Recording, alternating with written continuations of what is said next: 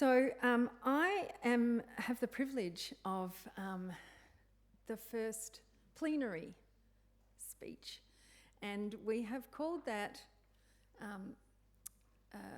Uncovering Complexity, because we are keen to enter into that conversation, the National Centre, around why do we try to always look for one solution or a magic bullet? We want to talk about, what are the challenges that underlie this whole world of prevention and response to child sexual abuse that makes it complex, and what can we do about that? So what I'm hoping to do, so there's a set of slides which go with my speech. I don't think it's not the same one that I can see down here to the tech people. Ah, there it is, lovely. Thank you. That's the one. Okay, so I'm assuming this...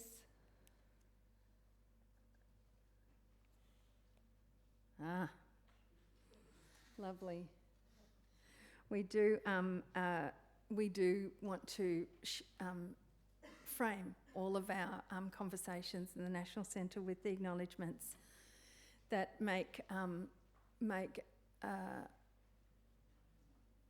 us stop and think and join together with First Nations people and with those with lived experience to recognise that we are meeting on the lands here of the Turrbal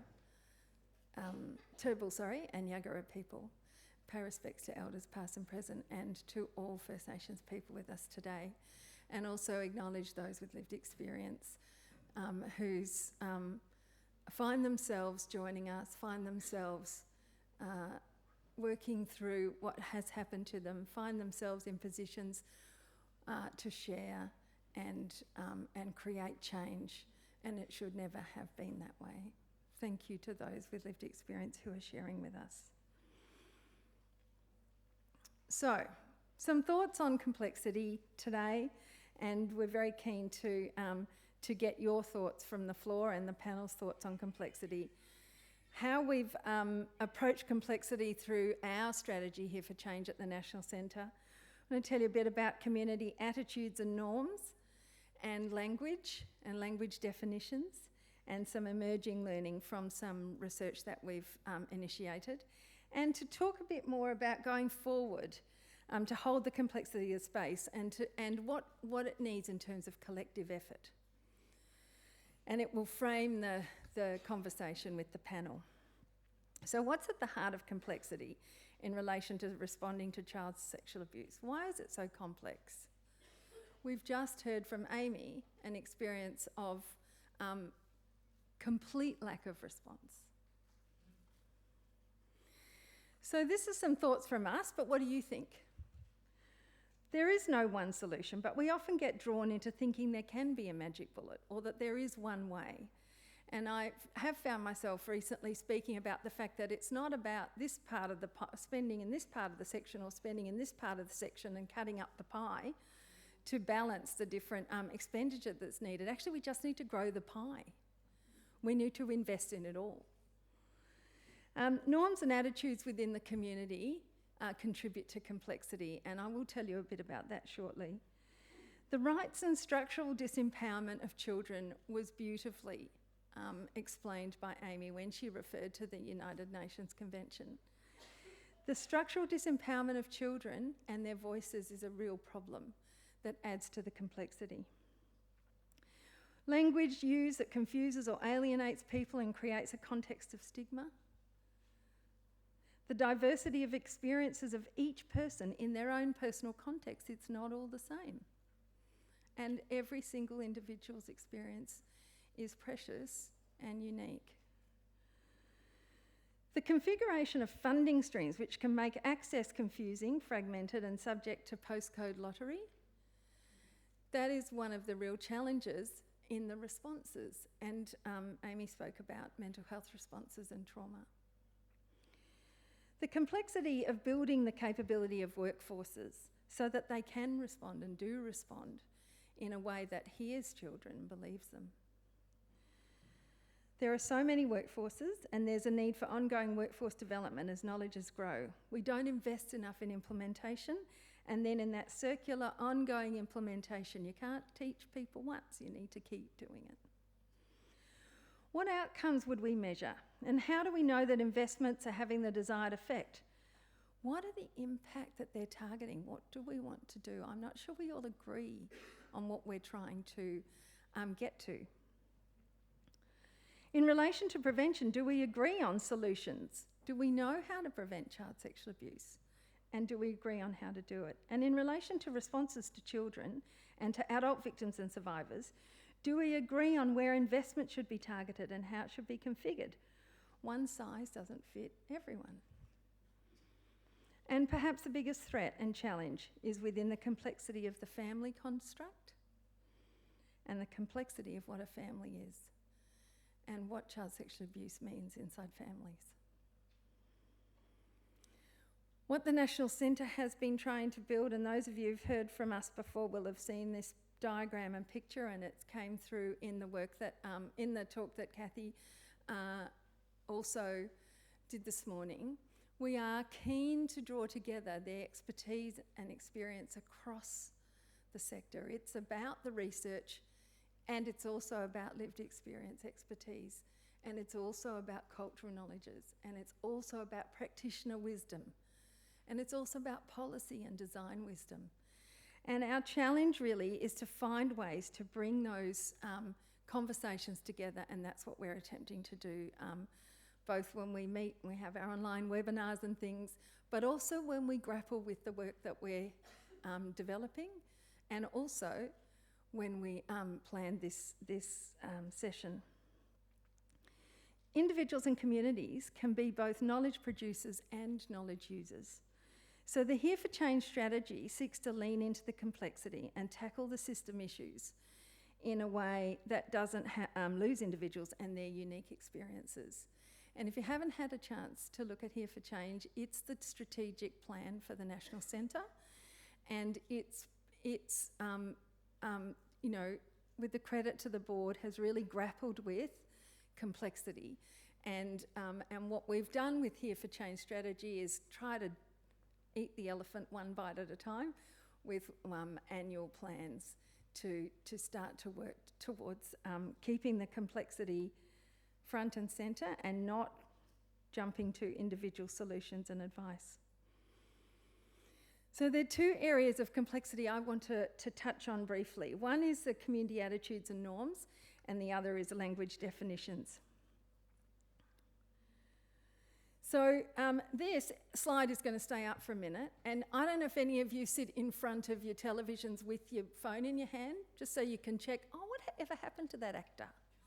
Or, you know, this is your chance, right? This is your chance to sit in a conversation and have a look. We are launching the Community Attitude Study this morning. We've put out a media release, and there will be some advice, I think. There will be a piece tomorrow in the conversation. And this is now available and live online. It's an 80-page report. And essentially, it includes an evidence review and a population survey of more than 4,000 Australians. So you're part of the launch right here and right now. It's aimed to benchmark Australians' attitudes towards knowledge of and understanding of and myths about and responses to child sexual abuse, victims and survivors' experiences and needs, and harmful sexual behaviours in children and young people. And the set of boxes that you can see on the left are info sheets that go into some more detail and some more insights. This is a report of more than 80 pages, and you'll find in it the beginnings of some understanding of what the Australian community is thinking about child sexual abuse. The key learnings are around awareness, understanding and knowledge. How much do people know? What do they think? There has been some emerging information around victim blaming attitudes, and I think we had a theme of that in Aimee's presentation. And questioning children's credibility. So there's just a few comments I wanted to make about some of the insights before I move forward. So I'm not moving off this slide. The community's awareness of child sexual abuse is high. They did understand that child sexual abuse is as prevalent as it is in most categories, except for non-binary children, where they are underestimated the impact linked to the Australian Childhood Maltreatment Study data. But many people, so they understand that child sexual abuse prevalence is high, but they think it's an issue they don't need to worry about. Most Australian adults had limited awareness and understanding of harmful sexual behaviours, but they still thought it was probably a problem, a serious problem. The level of victim blaming and problematic attitudes towards victims of child sexual abuse, particularly adolescent victims, is concerning. They're not attitudes that are held by a majority, but they're still enough for us to be concerned about the victim blaming. Some community members don't believe, or they're uncertain if they should believe children when they disclose. So this is a really important piece, which is about believing children. Most recognised grooming as a form of child sexual abuse. While many were suspicious of some grooming behaviours, most had concerning blind spots, meaning that they weren't alert enough to intervene with children. Most community members had not received a child's disclosure or discovered child sexual abuse. And most community members didn't know what to do and were not confident in taking action if they were confronted by a disclosure or by evidence of child sexual abuse. Most Australian adults don't know how to prevent or keep children safe from child sexual abuse. They see that many parts of society and the community need to be involved in prevention and generally wanted more to be done. Educating children, parents and carers, and raising community awareness had lots of strong support. And there was also support for services to help adults at risk of perpetrating child sexual abuse. Please have a look at this study and please get back to us about your thoughts on what, because we'll be doing a second wave of this study next year, and we'd be keen to hear back from people. So where's Andrea? And there she is. She's the lead on the community attitudes study. Have a chat with her and her team about what we've learnt. We've also initiated an internal piece of work around reshaping the conversation, which is about going forward, having a look at a preferred language and definitions guide completely and only informed by victims and survivors. So the aim is to develop a preferred language guide and endorsed by them, and that we can then use and we can put forward into encouraging researchers, policy practice, media, service delivery contexts. So we're utilising various mechanisms to draw on the expertise and knowledge of victims and survivors. So it's detailed, and I'm not going through this, but the researchers in the room will go, a multi-phase research project. Was co-designed with people with lived experience. So it's been designed from the beginning with lived experience advisors.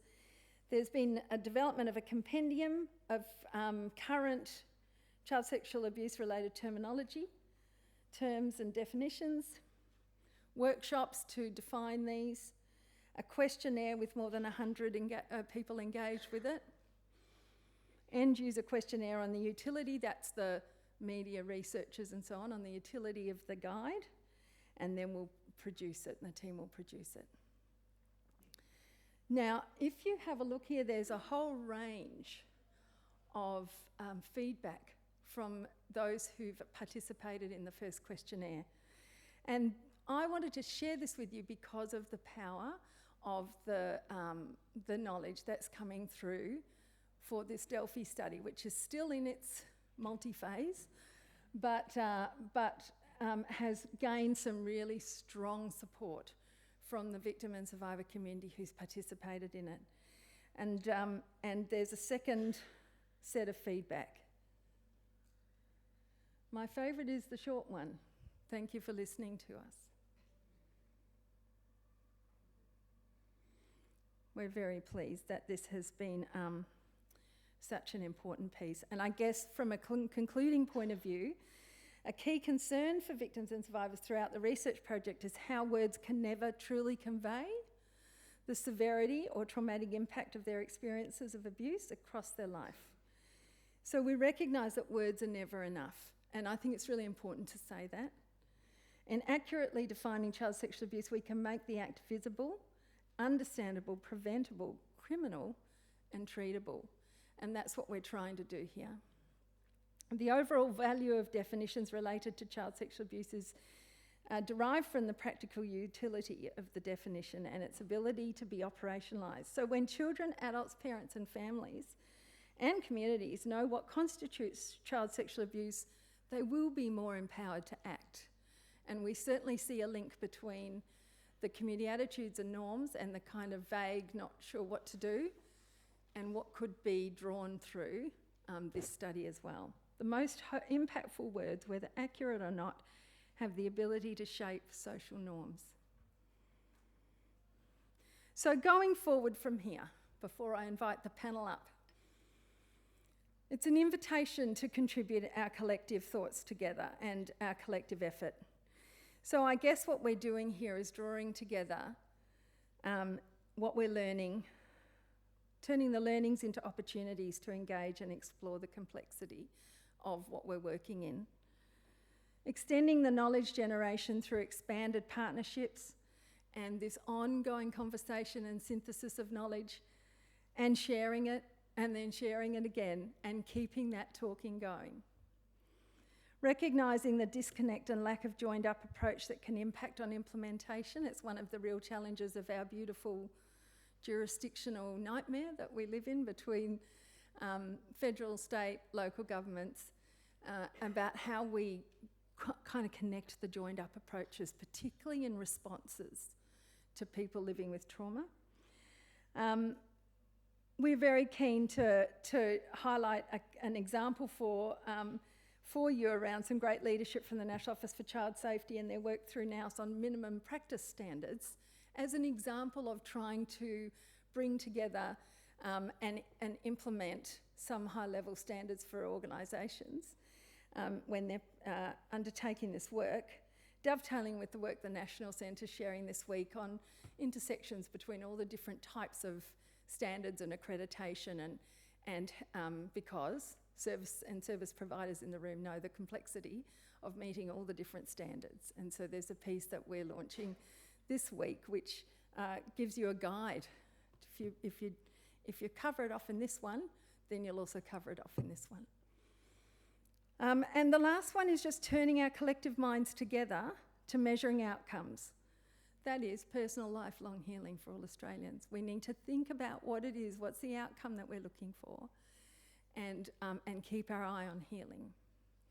Thank you.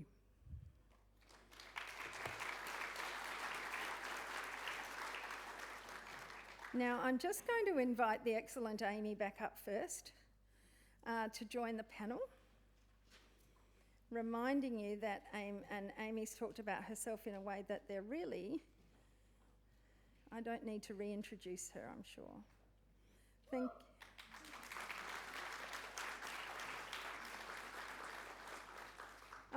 I'm going to take a little while to introduce each of these speakers so that you have a real sense of who we're bringing up. So second, Professor Daryl Higgins, no introduction needed probably, but he's the director of the Institute of Child Protection Studies at the Australian Catholic University, and for 30 years he's been researching child abuse prevalence, impacts and prevention, public health approaches to protecting children, child-safe organisational strategies and approaches to promoting child and family welfare.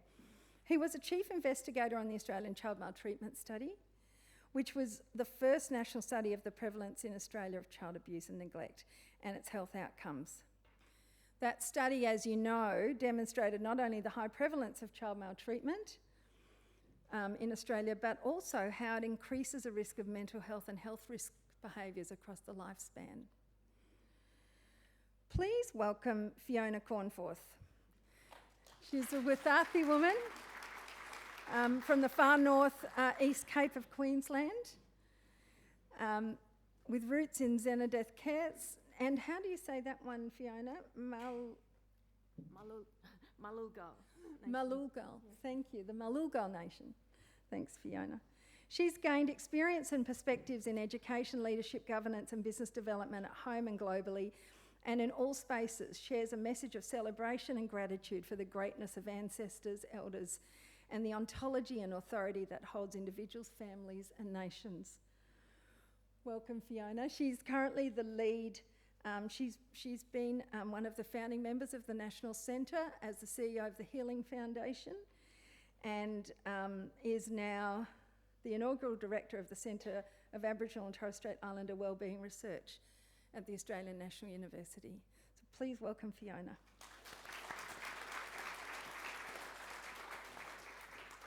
Megan Graham. Megan is acting head of the National Office for Child Safety. She leads a team delivering measures under the National Strategy to prevent and respond to child sexual abuse, to help protect children from harm and support and empower victims and survivors. Megan has significant Commonwealth public policy experience across a range of agencies, including the Attorney General's Department, the Department of Prime Minister and Cabinet, and the Department of Social Services. Her professional experience is largely focused on children's safety and wellbeing and supporting the rights of people who've experienced trauma, including work on child sexual abuse, inter-country adoption, surrogacy and human trafficking, slavery and forced marriage. Megan lives and works on Ngunnawal country in Canberra. Please welcome Megan.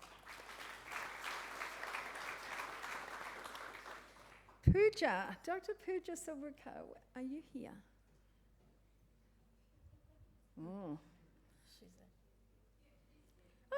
Coming, thank you.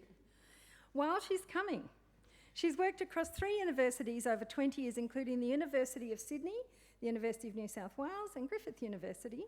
Her PhD was in psychology and her postdoctoral fellowship in social work and social policy.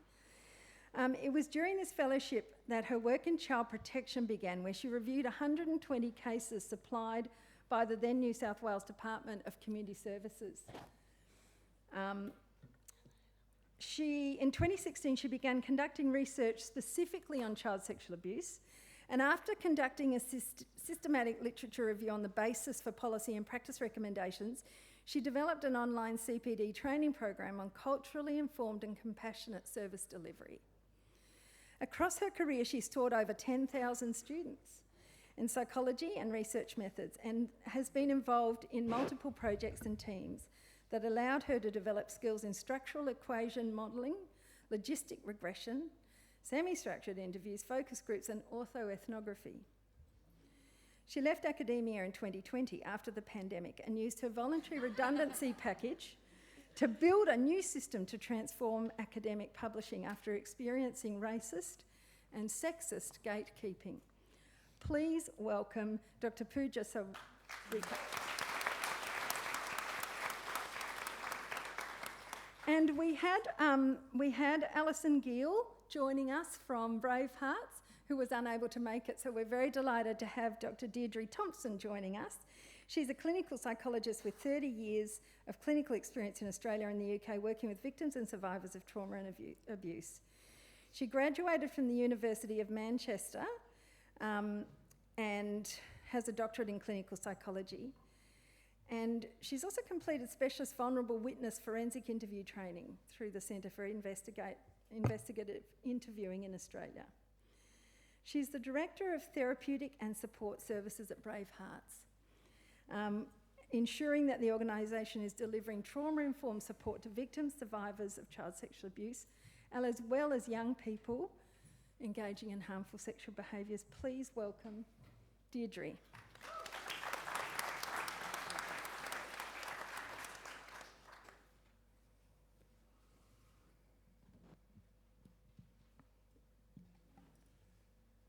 All right, can we hear?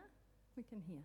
So we have, just to let you know, we have around an hour and then we'll come to you with questions if you have them across the way. But this is a chance for us to sit and reflect on what we've heard this morning and on particularly this issue around the complexity and the challenges for us all in our different areas in jumping to one-line solutions or whole of population solutions that don't always reflect the different parts of the community that we are really excited to have represented here. So Aimee, I'm just wondering if you don't mind going first and talking to us about what you think the complexity is in this world of responding to children. I was hoping I wouldn't go first. I will, that's all right.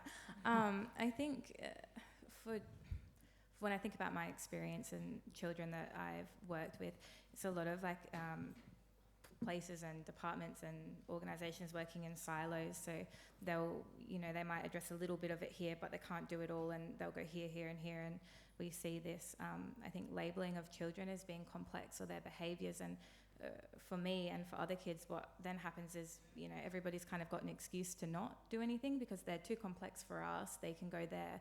But these services that we see designed for complex issues are then using the same excuse for children. So I think it's really hard to give a response and to support children in the way that they need to be throughout their lifespan, not until they move from that suburb or not until they age out of that service. But to continue that support is impossible when we continue to work in silos and push children to different services that then won't take them anyway, I think. So if I talk to you, Deirdre, about silos, you're leading in a service landscape. Mm-hmm. Is it true? Are there silos? Is that the truth? 100%. 100%. I think one of my biggest bugbears is the fact that there isn't one size or one service for everyone. That from a funding landscape, we're pitted against each other and we're encouraged to stay in our own lanes instead of responding to the needs of the children and the young people and the adults who need that support. So hearing Aimee talk about not getting any support is dreadful, but also she's not alone, unfortunately. So there's where the funding goes drives where the services go. And I'm going to speak to the founder of Brave Hearts who's in the room, because when I joined Brave Hearts, she said, why are you coming here? I said, because you singularly have stuck to your mission and never veered in response to funding, in response to trends. We're here for one sole purpose. Now, we've also never strayed outside of child sexual abuse because the work in that space is so complex. We don't need to go looking at elsewhere for other work. There's so much work in this area. But I think what's really hard for families is, where do you start? How do you get into the system? Then you get into it. And as Aimee says, oh no, that's not us, we'll send you here. So you can be on a perpetual trail of trying to find the service that meets your needs. And that's before you encounter the postcode lottery, which unfortunately is alive and well. And we know that. We are very restricted in the areas that we are funded to deliver our services. And unfortunately, we're sitting in the third largest city in Australia, and there is no free child sexual abuse counselling service in this city funded by government to this day. And so when you've got gaps that big, it's how do families navigate it? How do children get the services that they need? How do you even know where to start, let alone people understanding to respond to a child sexual abuse disclosure? What's the next steps? It's fraught with complexity. We have not made it easy at any level for families or children, and therefore they fall through the gaps. Thank you, Deirdre.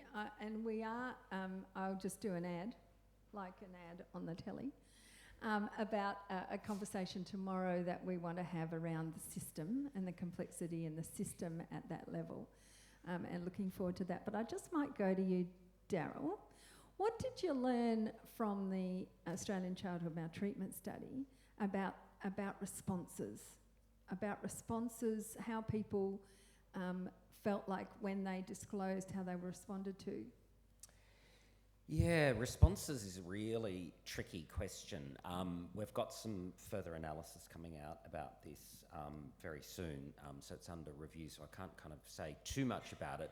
But I think one of the big messages is, and it really does bear out your experience, that sometimes people haven't spoken about it, but also when they do, often the response is completely inadequate or unhelpful or makes things worse. Unfortunately, they don't get the response that I hope we have had here today to your story, which is, we believe you, that the typical experience is often of not being believed. But I think the other, which is, it's not really going to answer your question, but if I can just say something slightly to the side about complexity that I've learnt from the Australian Child Maltreatment Study, was in fact that the experiences themselves were complex. And while ACMS has been really, really important in documenting for the first time, national prevalence data on child sexual abuse, 28.5% of the population are in the shoes that we've had described to us this morning. Thanks, Aimee, so much for your bravery in talking about that. And obviously, that 28.5% includes a whole range of different types of experience, from non-contact sexual abuse through to attempted and actual forced rape. But what we also found, because it was such a comprehensive study, we looked at all forms of child abuse and neglect. And in fact, that's actually the typical experience, to not just have one type, but 2/3 of those who'd experience any form of maltreatment experienced multiple type. And that's, I suppose, the thing that I was really kind of sitting with as I was hearing the conversation this morning is, how do we deal with that complexity when we want to have a real laser focus on both preventing and responding to child sexual abuse, when it itself is only part of the picture of harm and only part of the picture of recovery? And I don't have an easy answer for that, because I think we do need what the National Centre has, and so I don't want this to be seen as a criticism of the laser focus that the National Centre has. But I think it shows the difficulty that we all have in this space in calling for investment in prevention when it kind of gets intersected with other parts of children's exposure to harm and what needs to happen across society to change our views about the rights and the importance of listening to and caring for children and responding to their concerns, whether it be about sexual harm or whether it be about other safety concerns. Or maybe context and culture, Fiona. And I wanted to ask you what your thoughts have been in listening to that conversation and to Aimee's experience around the cultural framing of some of these challenges. Yeah, the incompetence and the having the wrong people in the jobs. And I'm glad you finished your opening remarks on how we're all in it for healing, because, and just what you're saying, DJ, about how we don't have the access to the support we need. I've had the privilege of working alongside a lot of survivors, and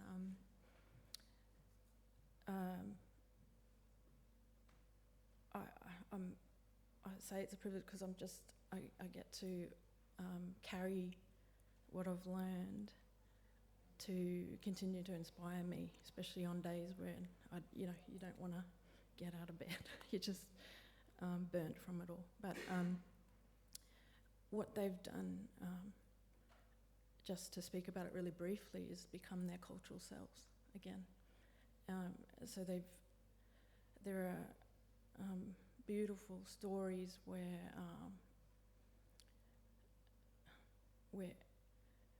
interactions with settings that we have to interact with continue to harm.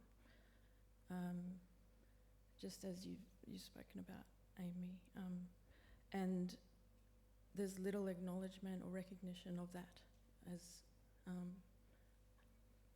turning things into very complex trauma and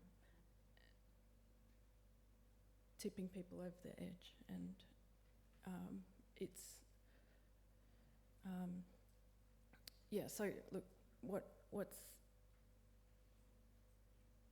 when you talk about the cultural context, what heals us is when we go back to what we've always known that keeps us safe and well, and that is who the families we're born into, the ancestral lines we carry, the song lines in our families and their systems. All those things we're told by everyone else has no value. They're the things that heal us. And look, thank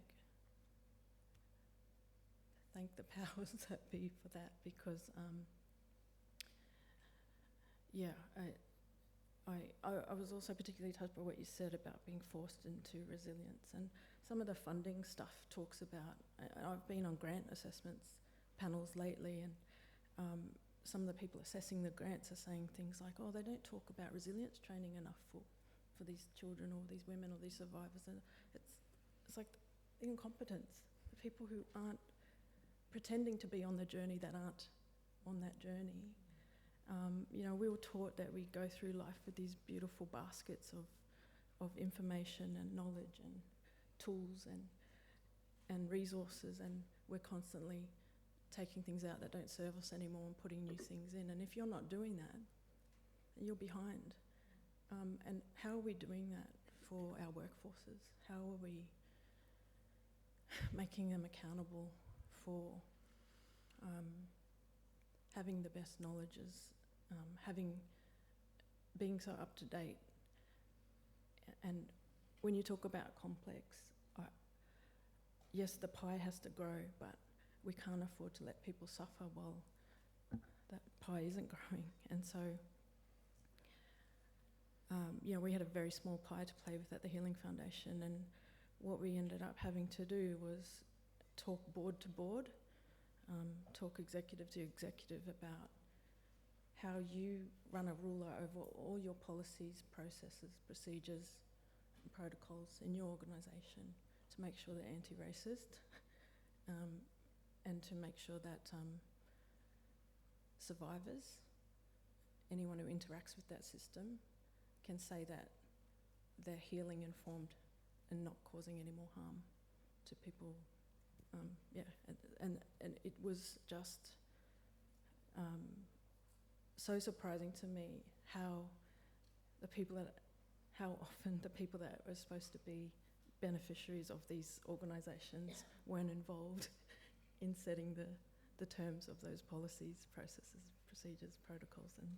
And I'm really grateful that we've had the National Centre, guided by the founding members, to ensure that from the very start, from day one. Thank you, Fiona. I think Pooja, I think it would be very useful to hear from you, I guess, around the ruler and the racism, but also what you learnt in your study about the complexity for non-English speaking families or families of different cultures. Yeah. I think coming off the back of what you've said probably fits just right. Speak straight into the How's that? Yeah. Better? So I'll just give some context on the research. It was 2007 to 2010. It was a very long time ago. And at the time, just as Daryl had said, typically child protection research, you don't just look at one type of abuse, you look at them all. So I had done that, and I had definitely stuck my head in the sand on child sexual abuse. It was the thing that I just knew was going to be too hard. And once I had started to scratch, it becomes complex and overwhelming and exhausting. And I think it would be safe to say that everyone, or most people in this room, share PTSD to some degree, and memory loss and all sorts of things. I think what eventually came to be an experience was this false narrative that we acknowledge that child sexual abuse is a complex experience, but that it's essentially universal in that complexity. And that's actually not true. For people from migrant and refugee communities, if you say the R word, and the minute you say racism, everyone gets a bit nervous and their nervous system goes into freaky defensive control.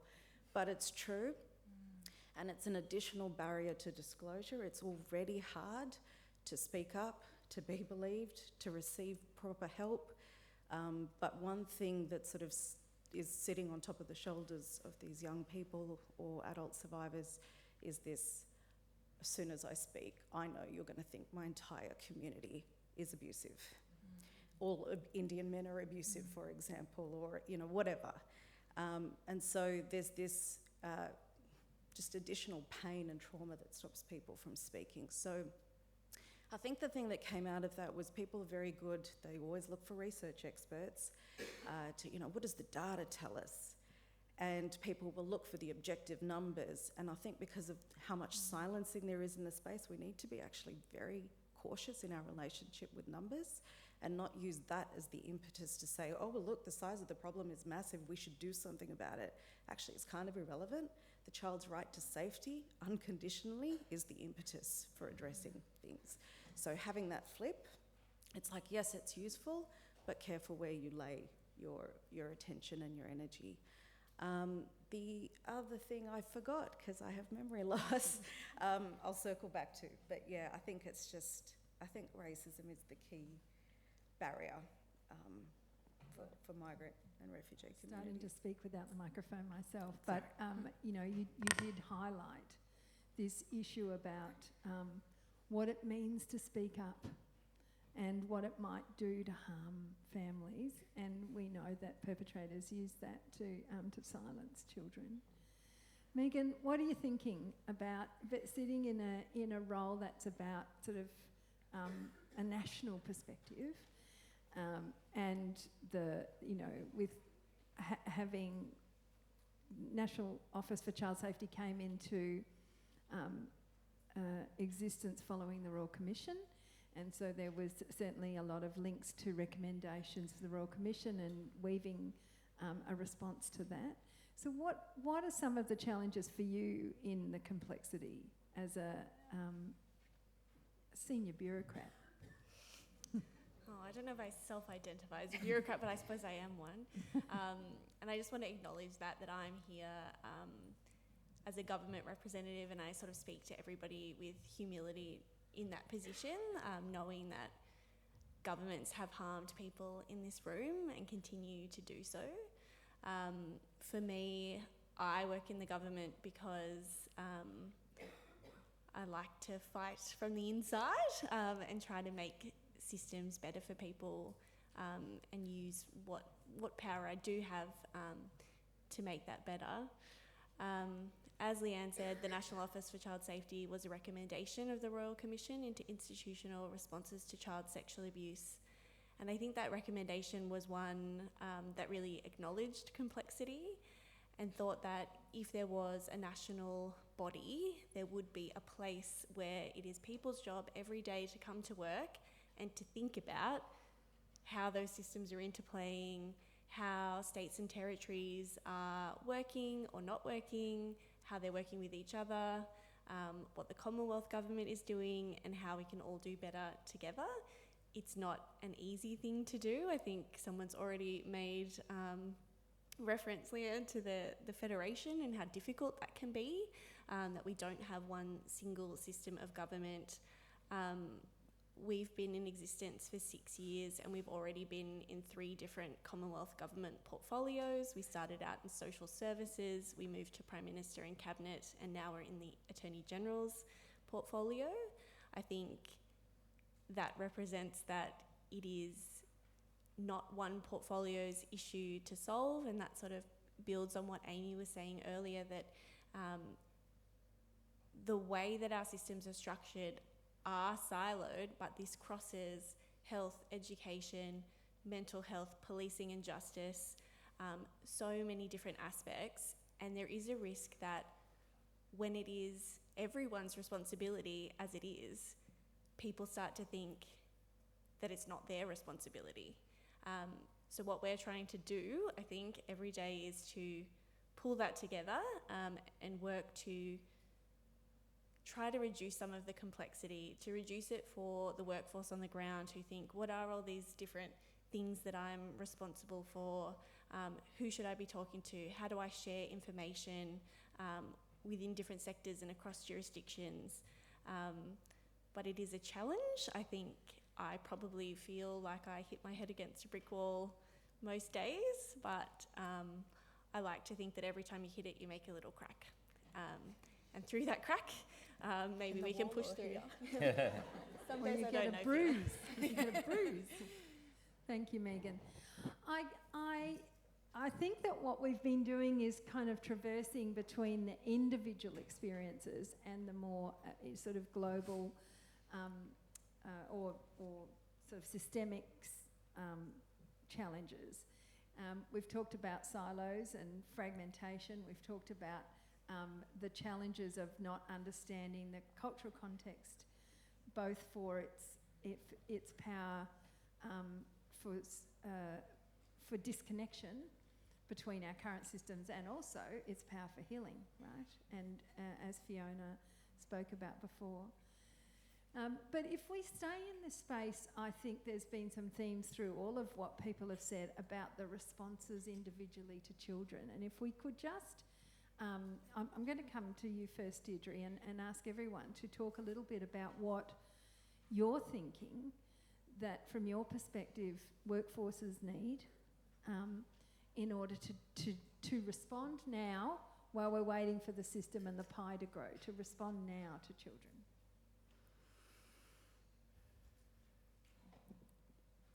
Training and confidence go hand in hand in that space, I think.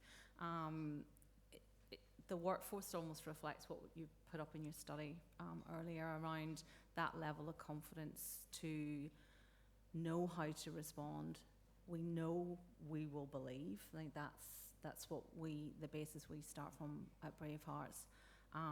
But what to do next, I think, then can stymie people's actions. They might want to shut the conversation down because they're not confident in what to do.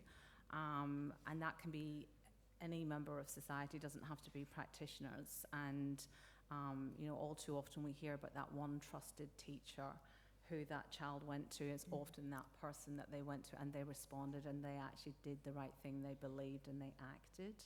And that's what every child needs. So how do we actually universally provide that? From practitioners, I mean, when we run training, it's inundated because practitioners just don't have that confidence, yet there's so many resources out there. The Blue Knot Foundation has equipped us all with heaps of information and approaches. I've lost track of the question in case you haven't worked out. She said to me she'd become more Irish than and I am. No, that's fine. Aimee, what would you like to see from workforces? I thought I had more time to think. I thought we were going. I think until we can hold systems and individual people that make decisions on behalf of children accountable for their actions when very clearly they were being negligent during that decision-making process, I don't think we're going to see heaps of change, because unfortunately, you can't train people to have empathy. And I think I don't think people enter this sector and hate kids and don't want to work with them. I think what happens, people get hardened throughout their time. Maybe they don't have good leadership or mentoring or role modelling. So we see these same people that work in these systems for ever.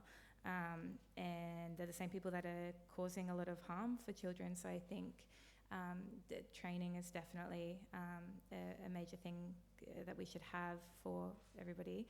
But I really think that accountability is so important, because not everybody is driven by the right reasons. There are people that need to know they'll be held accountable personally and their organisation or department for wrongdoings, I think. And I also think visual representation for young people that are Aboriginal or Torres Strait Islander, LGBTQ+, or from a culturally and linguistically diverse background, I think having that visual representation for children and families is really important, because it can act as rapport building before you even start the relationship, and it helps people feel more comfortable. So I think we need to collectively, as a sector, have a bigger and better effort in recruiting and retaining staff from those specific types of backgrounds. I don't think, I see a lot of places have one identified role and they've ticked the box, that's it, and there's no effort outside of that to recruit First Nations people or culturally and linguistically diverse. But we hear from young people that just that visual of seeing that person and knowing that they belong to the same community is so important. And that's true for families too, I think. And when talking about child sexual abuse, we need to work with the non-offending people in the family as well. We can't just look at one piece of it. because unless we work holistically, we're not going to do a good job of addressing what's going on and trying to help that healing process for everybody. Thanks, Aimee. Yeah, I did jump to you from Dan, but I just wanted to go to Fiona to ask a bit more about workforce understanding. What do workforces, having recognised there's lots of workforces, and Megan listed them off before from sort of, you know, mental health and justice and so on, but what would you like to see workforces be better at? I think from recruitment to retention, that there needs to be a focus on or a recognition that the way we put people in jobs doesn't necessarily serve us anymore. How we support, mentor, keep good people engaged, how we look after them in the space, how we make people their most resourceful selves more often when they're doing the work. All of that's really important. And I think to just making sure no one can hide behind the word complexity or this issue being so complex or too hard. We'll just do what we do each day, and that's enough because this issue's complex. That we're not doing that. We can't do that going forward. So the kinds of questions you ask people when you're, they do have to look for values and empathy, and you can't train that stuff. You need the best healers working with those that need healing. That's what you need. So I'm really grateful that I've seen models of that. But some of these models, they have to go under the radar and have quiet deals with philanthropists and charities and the like, because that's how they get their best work done, under the radar and with very little intervention from the network or the sector, which says so much, right? So there's really important healing happening, especially for our mob, but it's despite. Instead of what's being funded, or despite what's being funded. Yes. Yeah. And my thing is, we don't want investment. We want resources back in our communities. We want our ways restored, the ways we've always known to keep our families and communities safe and well, and without question. And that's what some of these groups of elders do. This really awesome research that we have at my centre, my commercial now, no, but we, even that time we spent with Uncle Billy this morning, we know that the more often we sit in the presence of our elders, the more likely we are to feel in control of our lives. That's a finding of research into the links between our culture and well-being. And we also know that if racism wasn't a factor in our health, our poor health, that we'd be 50% less likely to experience high levels of psychological distress. That's a finding in the evidence we have, the research we have in our centre. And so the workforce must access these kinds of things ASAP. The lag isn't good enough anymore. It's grab your baskets. We expect you to have this basket. We expect us to all operate with the same kinds of things that keep our peoples, survivors, their most resourceful selves in all settings. So there's no more harm done to them, that we're fully supporting their healing journeys, no matter where they are on it. That can't be out of reach. That can't be something that's impossible, because that's what works. Thank you, Fiona. I was formulating a question in my mind for Daryl around the Australian Childhood Maltreatment Study, this idea of the multiple different forms of abuse, and also that extension in the Australian Childhood Maltreatment Study that looked at longer term health and mental health impacts for people who'd experienced the different sorts of abuse and the multi-type abuse. What are workforces missing in terms of that research and responses? Yeah, look, it's a great question, and it kind of dovetails with what I was going to say in relation to the question that you've been asking about, kind of what do workforces need. I was going to say, well, I think we actually have to rethink some of our practice frameworks, because while, as I said, I value the kind of laser focus of specialism, what we also need is actually to have some really good generalists. And I remember when I sort of first entered this field, Professor Dorothy Scott, now Emeritus Professor, that was the conclusion that she had come to after many, many years of working in child protection, out-of-home care, working with those who had experienced sexual abuse, a whole range of things. What she said, if she could put her money in one thing, it would be that you've got a competent and well supported, and they're really two big caveats to what I'm about to say, generalist. So, in the school sector, in the early childhood sector, in the health sector, that's what we need, is someone who feels competent and supported to be able to be their best self in their workforce, knowing that they are highly likely not only to experience, whether it be a child who is currently at risk of or experiencing sexual abuse, or an adult who is a victim survivor. That's a quarter of the population. So if you think of an average GP practice, or if you think of a teacher in a school with a class of 30 kids, we're talking about 8, 9 of them either have been or are at risk of experiencing abuse, whether it be from an adult or from another child or young person, as my colleague and I talked about in the conversation this morning. The conversation meaning the newspaper, not the conversation.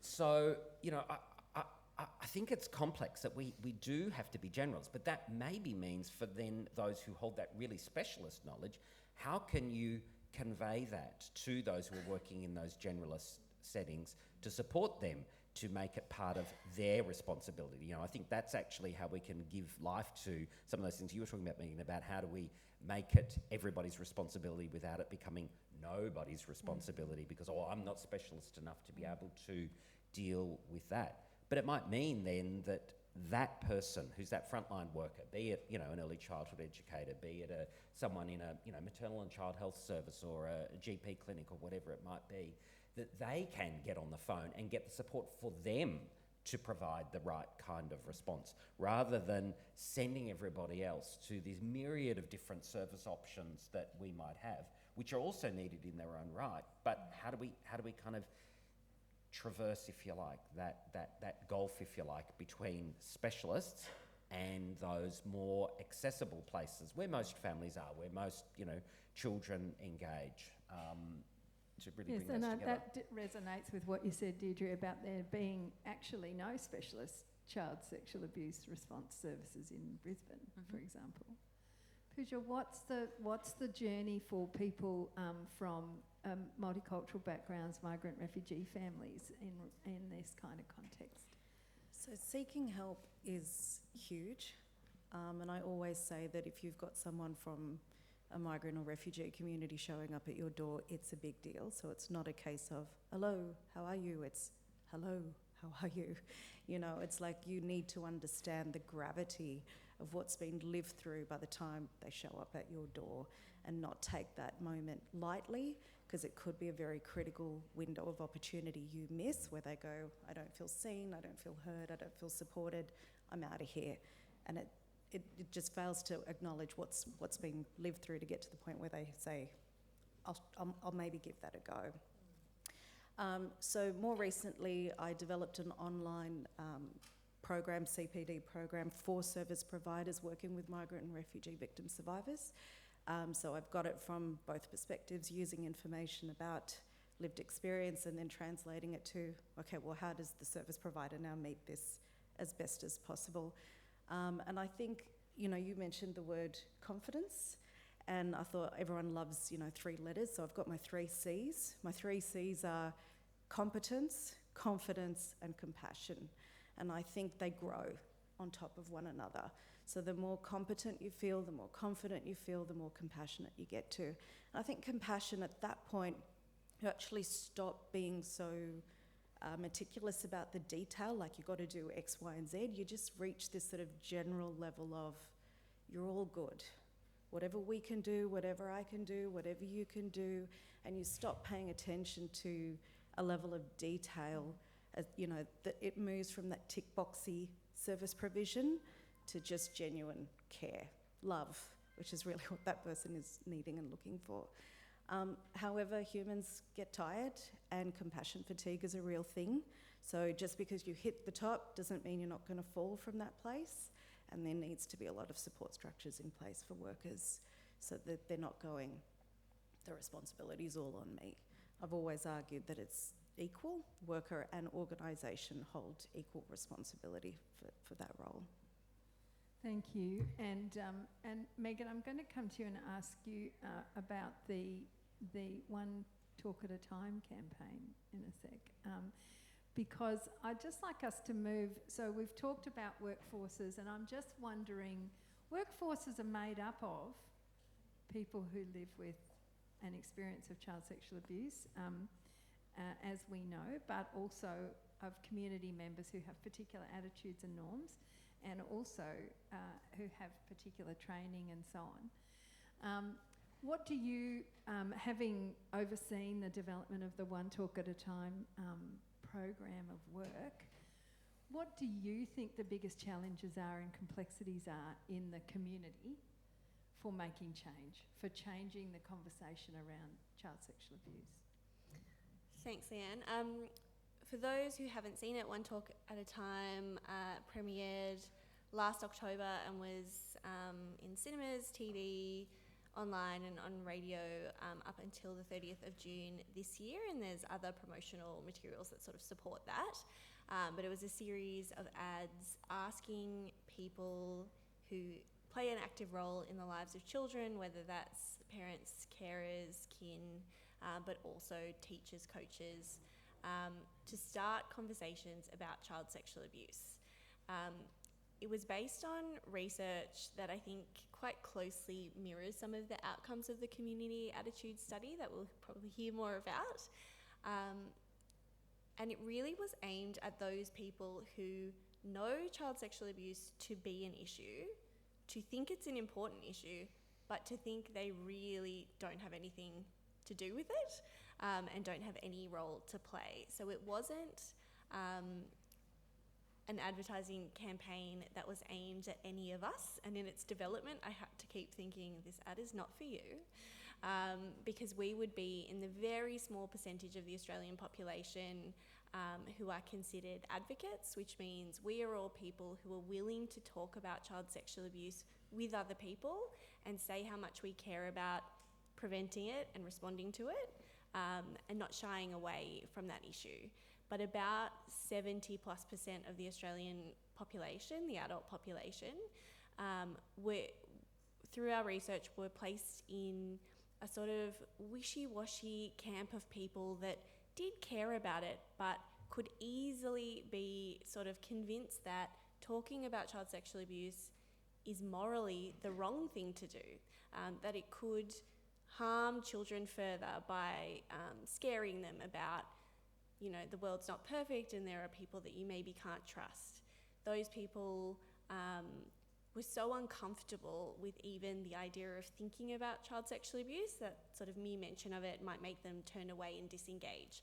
So the advertising campaign is quite a soft approach, just asking people to start thinking about child sexual abuse and start talking about it with other people that they know. And we hope that government will decide to build on that the same way that the Stop It at the Start family and domestic violence campaign has evolved over the years from being something that didn't have a specific behavioural ask or call to action in its first wave, but has moved on to things like bystander interventions and actually asking the Australian community to take further action. So we have started at, I suppose, quite a low bar, but unfortunately that's what the research bore out for us about how to engage the majority of the population. And what we're trying to do is take that conversation further, where people are more willing to talk about what they can do to prevent the issue. Thank you, and thank you for summarising it so beautifully. I feel like, Aimee, I don't know if you've seen those. Have you seen those ads? No. No. Sorry, everyone. Shame. I haven't. I will look at them after this. Your approach to talking about your own story used strong and very clear language about what happened to you, and you know, it's like two ends of the spectrum in a way, isn't it? You've talked about low-level engagement so that people don't turn away, but what Aimee spoke about raised a really strong response to the people who heard. What part does language play, Aimee? What part does the sort of getting the words right play for children in being heard, do you think? I think it's incredibly important that children know themselves, like the correct terms for body parts. Like we've seen and heard of so many really unfortunate situations where children were calling, for example, their vagina like a flower or some pet name because the parent was too uncomfortable to use the correct terms for body parts. And when that child ended up being sexually abused, they didn't have the correct words to use, no fault of their own or even really their parents, because there's not enough conversations kind of around that stuff. Like there are so many people that I know just in my life and young people that I've worked with that are so uncomfortable with using language like rape, like vagina, like penis, like these words. So when I think about the language, like straight away I think about the actual correct naming of body parts first, before we can kind of even then go further to think about the words we use to describe sexual abuse as it's occurred and what's happened, because and I put a letter up there, people would have seen it, like I didn't have the right words as a kid either, and it took a really long time for me to actually be able to like use the correct words because I felt so uncomfortable with it. So I think having those conversations from really really early on, like I've got 3 daughters, and my daughter's daycare last year, like just as an example, there was a situation with some other children in the class that had some harmful sexual behaviours, and it was witnessed by some other kids, and the response was immediate. It was great, and what they did was they brought in, I can't even think of the org now, but it's in Brisbane somewhere, resources for children that were age appropriate.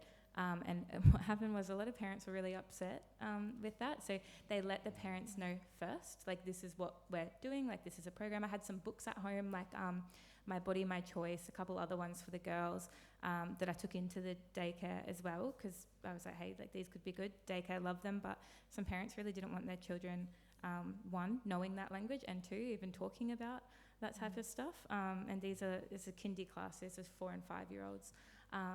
And of course, like delivered by professionals, so I would imagine it would be very like catered to the age. But I think, I don't know, in the people in my work and that I hang around, you forget that there are people out in the world that don't want to talk about it, don't want their kids to talk about it, don't want to use the correct terms, because everybody around me is so opposite to that, unfortunately, which is great. But yeah, I think we just have to go all the way back and kind of begin, not with the assumption that people have this base level of knowledge. I think that's where a lot of, and kind of jumping back to like the workforce stuff too, like we assume that people come with this base level of knowledge and we're building on that, but we shouldn't assume that because a lot of people don't come with that or the language. Yeah, and there's some support for some of those ideas in the community attitude study that the National Centre's released today around, you know, at what age, you know, who should be talking to children about what, you know, including consent and body parts and the right terms and so on. Daryl, did you have a lot of trouble getting language right with the ACMS study? Yes and no. Look, we were very fortunate in that, of course, we were not the first people internationally to do a study of this nature. So we were able to start firstly with a systematic review of, the different concepts, not just of sexual abuse, but of all of the 5 forms of child maltreatment that we covered. And then we looked at how researchers have operationalised that in terms of the exact wording that you give in a question, remembering that ours was a telephone interview as opposed to a face-to-face interview or a survey, etc. You need to have the language, perhaps slightly different for each of those contexts. So we did spend a lot of time, arguing over the exact, right wording that we needed to have in the survey. And particularly for us, we wanted to make sure that we were not asking people to self-identify as a victim in order to be able to say yes to our questions. So we used very behaviourally specific terms. And I think that that's kind of the same message that we're hearing here today, is that we have to have behaviourally specific terms, about bodies, about actions that others, might be asking us to do or have done, that we can make sure that we feel as though children and young people are equipped with that, but also that their carers and those who are working with them also feel comfortable. And I think that that's one of the challenges that we have, is that right across the population, we have this level of discomfort about talking about body parts and about emerging sex and sexuality. And I think that's really where I think we kind of need to close the gap, if you like, between child abuse as a problem over here and what might need to happen at the population level to prevent, is that we actually have to recognise that some people see it as this intractable problem and it's somehow too hard to solve. But in fact, there are some really concrete steps, and you've already talked about, the first, and I think one of the most important one of those is, using the right language that we have for body parts and helping the community to see this as important. Whether it's about, knowing that something is not okay and that other people shouldn't be asking you to do this, or that it's okay to say no, or talking about, when you feel uncomfortable about something. Why are you going to say that if in fact everybody's made you feel uncomfortable talking about the words anyway? If your family doesn't, create space to have those conversations, why on earth would you talk about a violation of your own personal space, of your body, of your integrity, as the first kind of step in that process, if we haven't made space for children to feel comfortable talking about it? Sorry, I feel like I'm on my high horse now. Thanks, Daryl. What does language look like when you move into a space which has its own set of cultural norms and understandings and languages other than the familiar one in Australia? Yeah. So I mentioned before that help seeking is a huge thing and highly unlikely to happen in comparison to mainstream communities. And so one of the reasons why that is the case is because of prohibitive social norms to discuss anything to do with sex and sexual matters. And that in turn is related to the cultural context of collectivism. Collectivism values family name above all else and at all cost. It has to be protected. Anything that threatens it is a no-go zone. So if you even use the word sex, you have immediately sexualised a female. That threatens female honour, family standing. So she's treated as an asexual creature. Children just suddenly emerge. There was no sex that took place for that to occur. So she's treated as protected. And therefore, this level of speaking just doesn't happen. When I ran the training program with service providers, it was amazing what was coming out, especially with white caseworkers who generally feel very scared to speak about their practice wisdom because they're like, you're going to judge me if I share this and I know this. And they just felt like they had permission to speak, and it was a great space. But one thing that came out was that child-safe parenting is generally quite quiet in migrant and refugee communities. There isn't all this talk. So getting the language right, secondary. They don't speak, but they do it in different ways. You'll see things like, no, don't sleep with that uncle, come and sleep with me tonight. It's not said, but it's done. So caring is provided in a different way. This has implications for risk of harm assessments and their accuracy if they're not culturally sensitive. So this is where it's really critical to speak to people from these communities who will say, it will look like this, it will not look like this, you haven't even asked about it. But we are looking after our children, it's just not in the typical way.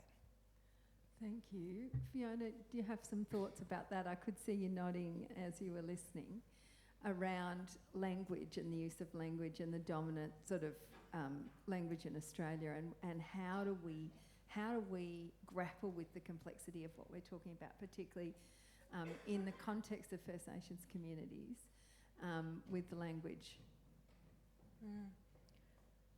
Yeah, I was nodding because there are things that are just done because they've always been done, and even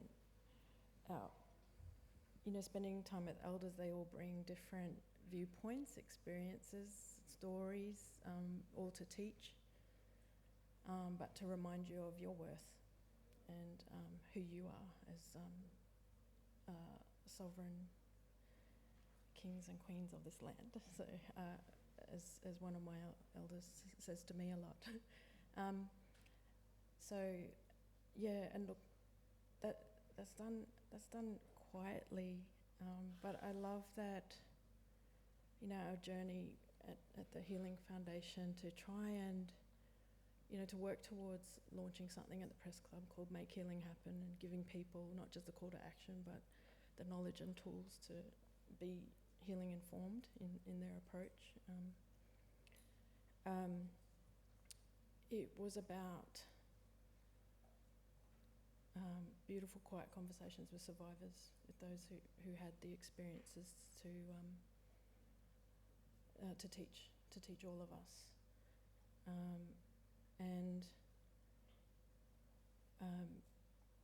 when they were removed from safe, loving homes, and it's not just that they were removed. It's about the abuse they experienced in not being at home in institutions, physical, psychological, emotional, spiritual, and so they've got so much to teach all of us, and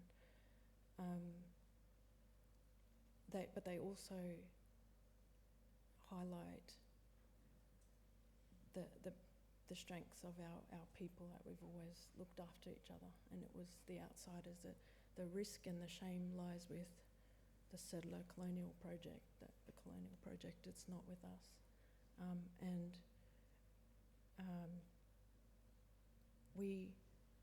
We don't need anyone else to validate that for us. We do it for each other. But we do need our resources back to restore those things, those ways of working in our communities that the colonial project has decimated. We don't pretend that doesn't happen. We've thrived, thankfully, regardless of it. But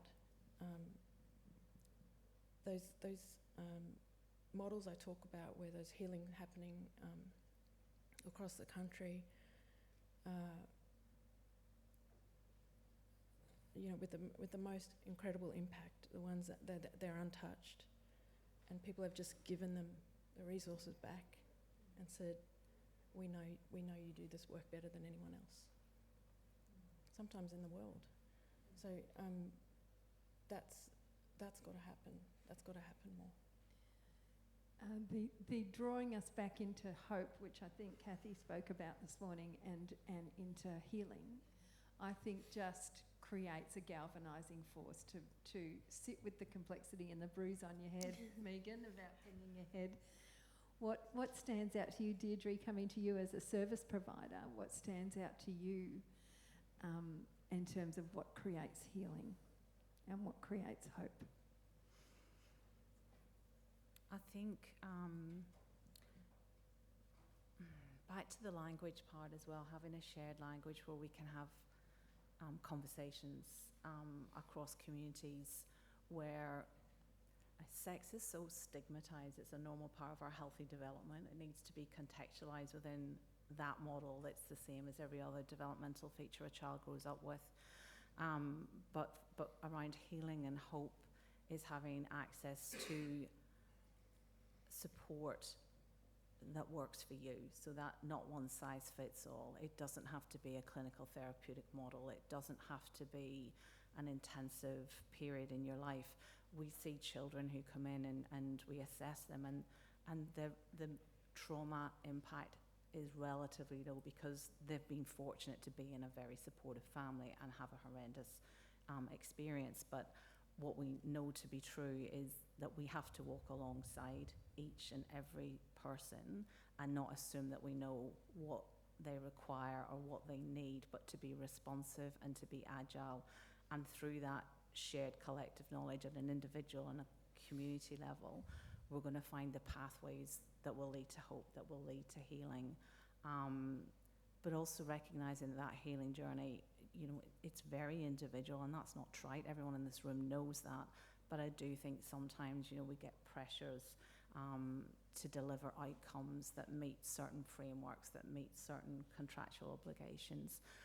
But I guess for me, the hope that's happening right now as well is, whilst it might be 7 years since the Royal Commission has finished and I get frustrated at the lack of action, what is now presenting, what we're seeing, we're getting traction, we're getting support, information, recognition. We're trying, whereas I feel we weren't trying. We were, you know, still had our head in the sands. We weren't necessarily looking at the nature of the problem, the extent of the problem. Like, we can't ignore it. There's too much information.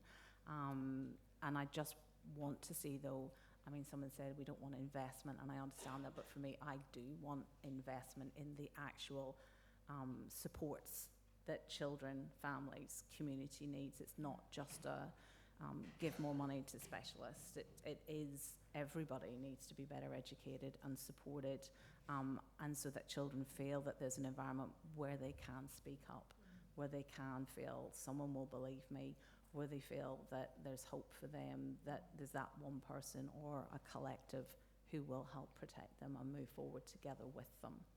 So we don't do to, we do with. And I think if we work in that framework, there's hope and hopefully healing. Thank you. And we are going to drop into adults' experiences of complex trauma in more detail tomorrow. We've talked a bit more about children today. But we are, tomorrow afternoon, dropping into that in more detail. As you prepare for questions that you might have for the panel, I'd just like to ask each of them to talk about an aspect of complexity, because we really needed to frame the whole 2 days together by recognising that it's complex. Are there areas of complexity that you think we haven't that we've missed? So, for example, I think there's a real set of issues that we haven't grappled with so much today, although Aimee dropped into them, and that is around children's rights and children's voices and their structural disempowerment. That's something that we would like to be grappling with more at the National Centre. What about you, Deirdre? What do you think we haven't had a chance to speak too much about? I think one of the things in this area is that as we make advancements as researchers, practitioners, service providers, perpetrators are light years ahead of us in terms of what they're crafting, developing, so that they can access and harm children. So I think for me, what we haven't possibly touched on today is the complexity that goes with the online world. The complexities that are presenting themselves. You know, we still have parents who say, but I don't let my child take a device into the room. We're still very, very naive around what we need to do to equip and to act. The world of artificial intelligence is quite terrifying. The horse is bolted. We can't pull that back in. We've got kids creating fake nudes. With the complexity is now at a whole new level. And we haven't even, I believe, tackled intrafamilial abuse, let alone what's coming at us and is already here, to be perfectly honest. Thank you. So we're going through the list of things we would like to talk about next time, I think. What do you think, Pooja? What have we missed in complexity? I think a lot of it's been touched on, which is fabulous. From where I stand in my research shoes, I think the intersectionality of racism and patriarchy are the things that stand out for me. But as I was reading, I do remember being very struck, very heartbroken at the level of the prevalence of abuse, reported abuse for people with disabilities. So I think, and that's beyond my area of expertise, I can't comment any further, but it would be something I would put at the top of the list. Yeah. Thank you for raising that. Megan? I think rather than raise a complexity, I would like to raise the complexity of what's next. So our work at the National Office is largely to implement the National Strategy to Prevent and Respond to Child Sexual Abuse, which was also a Royal Commission recommendation. We're currently delivering 62 measures under the first action plans, but they do end next year. Most of the measures were informed by the Royal Commission, though they don't just focus on institutional child sexual abuse. They have been broadened out, but they necessarily came from recommendations that sort of fit within what the Royal Commission could look at in its terms of reference. So I think in having a second action plan, the National Strategy is a 10-year plan, and we're looking to have a next 3-year action plan. Some of the complexity is what's that going to include? What are we collectively going to focus on? What do you want? It's a state, territory and Commonwealth government agreement. What do you want us all to focus on? And what are those areas? I think online's going to be a big focus. I think a further focus on intrafamilial child sexual abuse, because things like the family courts couldn't be considered within the Royal Commission's recommendations. We want to hear from you about what you want it to include, and what are those emerging issues and things that we still haven't gotten right that you want to be part of that action plan. Thanks, Megan. That's an invitation. Yeah, that's my own ad. Thank you. Thanks, Megan. Fiona? Yeah, for me it's how we attempt to overhaul and recreate systems that weren't designed with us in mind. That's a very complex task. Just the way the decision makers overfunding and the like, how do we all influence them to make longer term funding decisions for all of us, and not pit us against each other and grow the pie.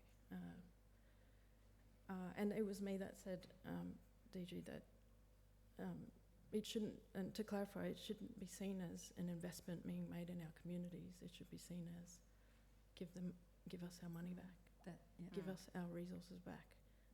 So that it was in that context, but I do believe that there isn't enough money at the moment to go around to give people the access they need to the right healing services, and to just show up for our young people in all settings, just to, as many of us as possible, being advocates. Yeah, that's not going to happen overnight, but it's that's what I believe our centre can fundamentally do if we consistently plan every year to tackle the big elephant.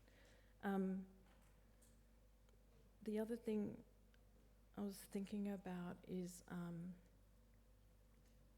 just like those parents that you're talking about, Aimee, who are uncomfortable, like how each of us make people feel more comfortable having those conversations. I think we're busy day to day, meeting to meeting and that kind of thing, but just with our networks and our families, just making sure that we and we need our breaks, yes, from every now and then, but just making sure that we're always embodying what we want to see too, in terms of applying what we know in the research and the evidence that makes things happen more quickly. And I have to say, how how perpetrators are held accountable is I just had to stop myself from swearing then. Is effing appalling, and having been through a Supreme Court trial myself where my daughter was a victim and being told that I had it in for this guy and the defence using that to get him off. Of course I have it in for that guy. Like, I just could not believe, and look, I'm not a meth addict. I had 3 degrees, you know, and my daughter's treated exactly the same. And yeah, I do. It's horrible that. Yeah, and I talk about the lag. Well, swear word. Like, how do we get the court system working for us? How do we get these like you were saying, they know that the chances are we won't be believed. They know it, and so they get away with it, and they do it again. So look, I've had that in my mind and my heart since you spoke today, and I want to be able to keep talking about that and my experience with that, because I think it's really important, because if I think more of us go through it and we're expected to be silent and quiet about it, but I think the more we speak up and the more we're solid in our advocacy going forward. Thank you, Fiona. Daryl, what do you think we should be thinking about in terms of complexity going forward? Well, I suppose in relation to that, there's a couple of things. One is I think we have to recognise that we've got kind of 2 tracks of work going on, and I think that they have to happen in parallel and at speed, and that's prevention and responses. You know, so the kind of healing and justice responses. Those kind of 2 streams of work, I think, need to inform each other, and that can be complex in and of itself, to be thinking about how do we stop this from occurring in the first place, and how do we get the justice, how do we get the healing, how are we involving victims, survivors in all elements of the work. But secondly, and this is going to sound really counterintuitive, despite the complexity, can we see the simplicity? And I'm drawn to things like, we've all living through COVID. I make it sound like it's past tense. But, you know, there's a lot of complexity in managing, public health pandemic.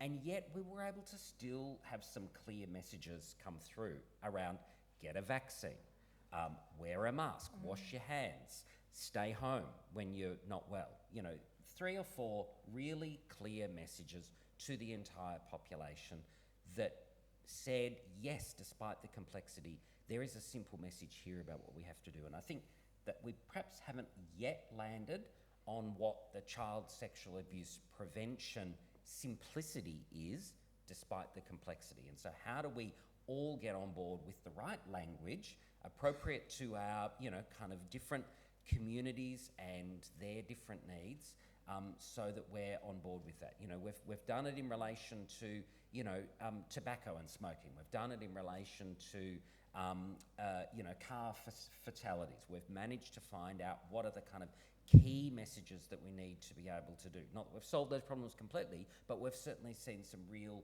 reductions. So that would be my challenge. Thank you. And you, Aimee?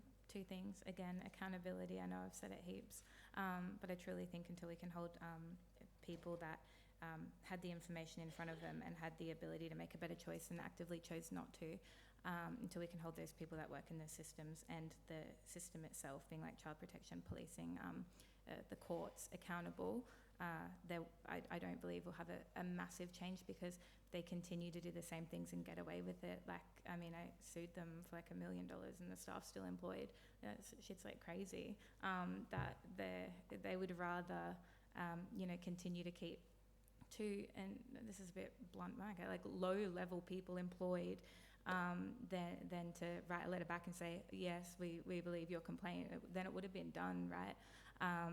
Instead I went on to sue them, which is fun for me and worked in my favour. But there's no accountability there. And I think the second thing is what happens when we don't believe kids and they continue to live their life, right? Like, I was like a 21-year-old fully grown adult when I realised you can be raped if you're in a relationship with that person, because my whole life, like, I had been sexually abused. I don't remember when it first started. Nobody really knows, because I think it just was always happening. So when I'm not believed and kids aren't believed and that's not addressed and there's no like intensive therapeutic work done, they grow up with all of these like ideas and beliefs that have never been challenged because they've never been spoken about, because they were never believed. Like, I've worked with kids who thought they couldn't get pregnant at night because that's when their dad used to come and rape them, was at night. So that's what their dad said. So they're pregnant and they're like, oh, but I had sex at night. Like, what do you mean? Like, it seems like common sense, but actually for people who have been fed this information, it's actually not. And when we don't believe kids and we make no effort to provide support, they grow up with these ideas. And I think for a lot of people, it's actually not your job to decide whether or not you believe the kid. It's your job to believe what they're saying and provide support for the presenting concerns, or what they're saying is the concern. Like, not everybody is meant to be doing, you know, a big police investigation into is this true or not. But for some reason, the sector believes it's up to them to decide if the kid's telling the truth or not, which is wild. So, yeah.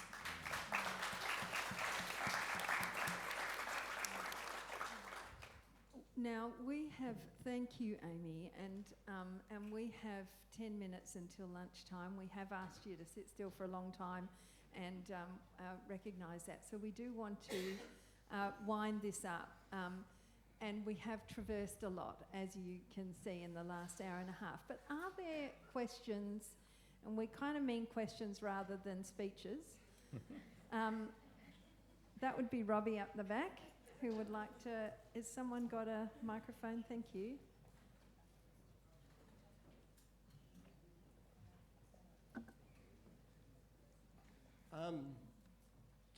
Thank you, Leanne, and all the panel. My name's Robbie Gambley. I'm from a casino on the Northern Rivers. Education was brought up, which was a real, basically a trigger for me. I was abused by a school teacher. That was way back in the 1970s. There was no duty of care. I gave evidence to the Royal Commission. I went to the police. The perpetrator, well, worked very hard with the police. The perpetrator pleaded guilty, so I got him. It's beyond doubt. My first civil action to try and get some justice and compensation. People that would know me know that I've got a back injury. I had my back working as a stockman. I'm just trying to get some money to have some comfort in my life. The first civil action failed. With second chance civil action, I am attempting second chance civil action again. So I've got, it's the New South Wales Department of Education. So I'm going through this process. I had a meeting with them, we had mediation. They refused to budge. It was absolutely brutal and ruthless. But the point I wanted to make was, we want care for our children in schools. This is my issue. So we want the utmost, greatest care for our children in schools. And yet, the legal side of it, I was contacted by my lawyer, and so the Department of Education lawyers, they expect me to find the perpetrator, locate the perpetrator, and they want that information from me. I am expected to do it.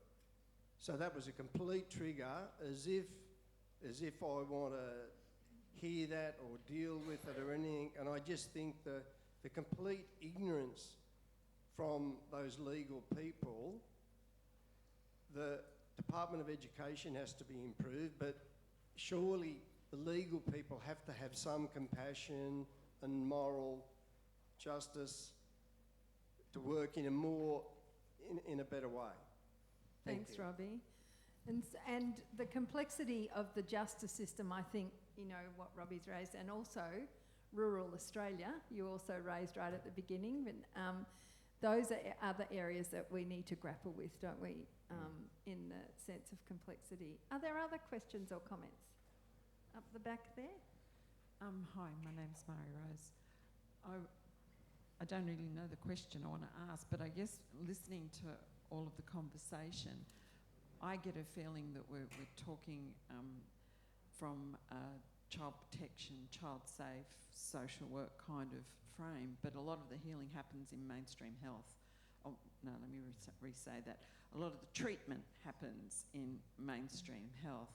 And to speak to some of the things that have been said, sometimes that treatment might be evidence-based, but it doesn't do the job.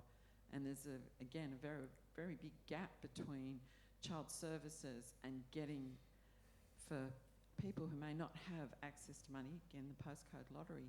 But I'm just wondering if we're going to address any of that concern of this today. How are our health colleagues playing with us in this pond? Thank you. Awesome question. I think Daryl mentioned a little bit about that earlier on, and we are going to have a longer conversation tomorrow about adults and the responses for adults in the various systems. But the role of specialists, the role of health, and we had education from Robbie as well, the role of health and health practitioners in the general sense versus in a specialist sense, I think you did raise before. Do you want to add any more to that, Daryl? Just one little observation. Look, I think it was a great question or provocation, if you like, around how we're thinking about health services. Can I say, as one of 10 chief investigators on the Australian Child Maltreatment Study, we've been doing a lot of kind of public lectures and conversations with different sectors. I've actually been asked to speak more times to health and to education than I have to statutory child protection services. So I think that there actually is a real openness and genuine willingness to understanding the breadth of the problem, not just of sexual abuse, but of all forms of child abuse and neglect. So I take that as a sign of hope, but I think it's something we actually need to lean into and think about where are they in the room here today and in our conversations, how are we actually bringing those disparate sectors together so that we can actually all be on the same page. Thank you. Deirdre just wants to make a comment too. So a few years back we did receive some temporary funding for a model on in the Gold Coast and Logan regions here in Queensland, which was to connect between police, Queensland Health, Child Safety and us as the NGO provider of specialist support services. And I have to say, out of that configuration, it was health and police who brought the most to that relationship to bring it to life. And the purpose of that was for children who, if they presented at A&E or they presented at a police station, that there was an immediate service option that was available to them that would support them through that process, but also through the next steps, because we know that's a really traumatic experience for the family as a whole, and recognising that post medical examination or post police interview, who's there supporting that family through the next steps, who's there to guide them as to what to do. But I have to say that it's probably from Queensland Health the most frequent question we would get is, when are we going to get funded to keep that going? Because they miss it. They miss at that point. They're at A&E doing the best they can, the hospital social workers doing what they can, but what's the next steps? Who do they send them to? Who's there to support them? And we were there to actually be that person, or we had staff who would be that person who did an incredible job to connect the services and keep the focus on the family, not the system. Thanks, Deirdre. And just coming to you, Tash, one sec. Just two further points around that. One is that tomorrow the Arch team, Catherine and Candice from Tassie, are going to talk to us about a new model down there that's only a year old that brings all of those together. So that will be really interesting. And the other thing is the National Centre's released some recent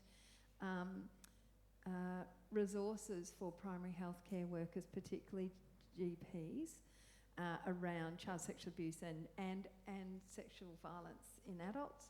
And you might like to have a look at that and give us some feedback on that. Yeah, thank you. Tash. Thank you everyone for sharing today. I'm a Yuin woman from the far south coast of New South Wales, and I'm a speaker tomorrow, so I won't go into too much depth about what I want to speak about tomorrow, but what's been stuck with me since Aimee has shared with us her story is those first points of contact into disclosing abuse for our children. And as Aboriginal and Torres Strait Islander people, we're the majority of our children are harmed and are in the justice system, are in high rates of suicide and health mobilities, and we're vulnerable, our children are vulnerable, and to hear that our children are finding the courage and the power to speak their truth, to stand in their strength and actually speak to a person who they might think is able to save them, is coming to another barrier for our people and for our children. To think a 5-year-old has disclosed something so horrible. And it's happening all across the country for our children, for our Aboriginal and Torres Strait Islander children, and for children of different cultural backgrounds. And it makes us not want to disclose. We see that happen to other people, and it makes us scared to disclose, because we just have to look at the Northern Territory intervention and what happened there to the children and to our communities, to know what non-Indigenous people think of us, think of our men, think of our communities, our culture, the way that we heal. It's not taken seriously, and it's not held up to the same standard as Western ways of healing. And my question is, well, let me just track that. I'm not ready to ask my question. The child safety system is not saving our children. It's not keeping our children safe. The child protection system isn't protecting our children. It's putting our children in more harm. And we see this with Aimee's story. We see this with many children's story that have entered into care. And it's not care. It's harm.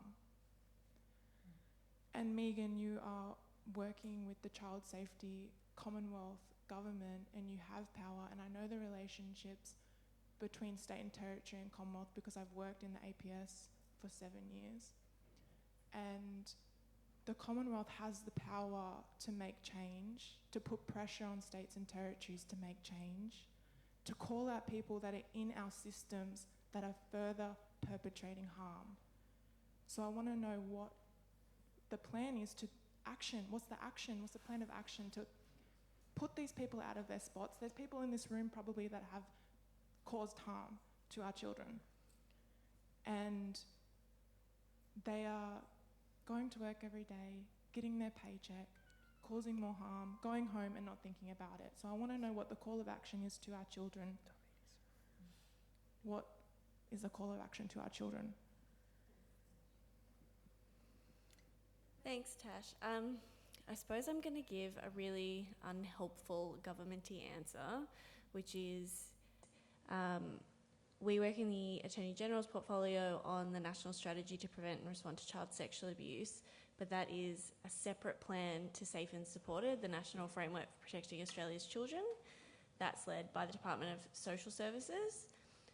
So we do try to influence that plan to the extent that we can. But I know Department of Social Services does work with states and territories and is trying to get them all to implement the Aboriginal and Torres Strait Islander Child Placement Principle. They've got the expert group that Catherine Little, who I believe will be here tomorrow, to do some shared decision making about how things can be better under that plan. So in my day-to-day job, I don't have that power, but I fully take your point and I understand that frustration and I know where you're coming from. Can I just add one little comment there? Tomorrow we've got the National Children's Commissioner coming along, and she commissioned a piece of work which actually looked at the commonalities in a whole lot of commissions of inquiry that we have had relating to children's safety, whether it be child protection or out-of-home care or juvenile justice. Some really common findings, but also lack of implementation, I think. So she probably would have some comments to make in relation to that tomorrow.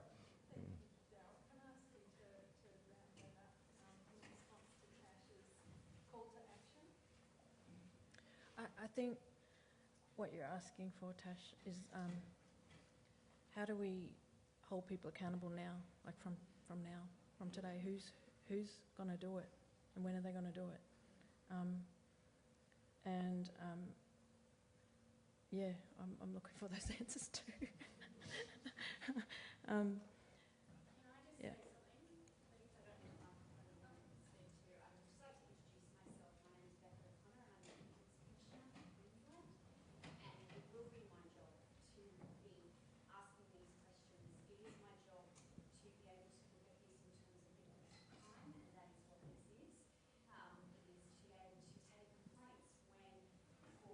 Government agencies have not actually upheld the rights of victims of crime, and I do have powers in terms of making systemic inquiry so that we can actually affect change. I just wanted to answer that within the Queensland context, that is. So I'm really looking forward to speaking to anyone who would like to let me know what their situation is and what we might be able to do about that. Thank you.